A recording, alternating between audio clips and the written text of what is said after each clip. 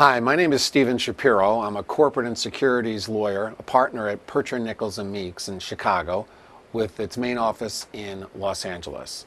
I am primarily a lawyer that specializes in business transactions, bank financing, securities offerings, mergers and acquisitions, corporate reorganizations, spin-offs, as well as IT contracting. Recently, I returned to the private practice of law after serving in-house as general counsel of Colt Taylor Bank, First Midwest Bank, eLoyalty Corporation, and as deputy general counsel at FMC Technologies. The topic today is raising investment capital, specifically through private placements and exempt transactions. What I plan to do today is to run through the methods of which companies can raise money by issuing securities in the private market and put it in context of all types of securities offerings. So I'll begin by talking about the relevant securities laws.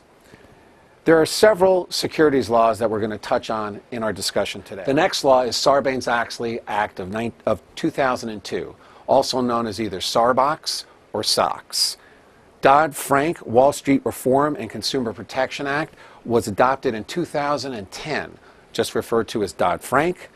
The Jobs Act was adopted last year in 2012. It doesn't stand for Steve Jobs, but Jump Our Startup Businesses Act. And lastly, there are a number of securities releases, staff bulletins, regulations, no action letters, and court cases at the federal level, and also state laws and regulations.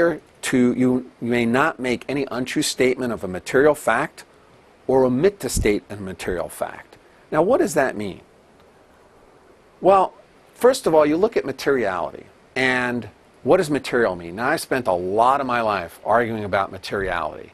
It means significant, enough to move the needle, however you want to describe it.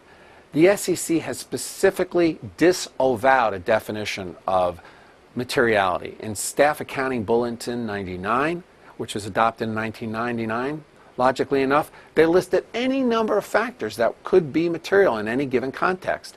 But they specifically refused to say whether it's material, said it depended on the facts and circumstances. Well, it doesn't really sound that helpful. On the other hand, it's almost impossible to determine, in a general sense, what's important. Is a company's revenue important? Yeah, that would be material. Is a company's trademark important? Well, certainly more important for Coca-Cola than a company that's in the manufacturing business and sells its products to another business. And so the SEC gave itself a great deal of wiggle room and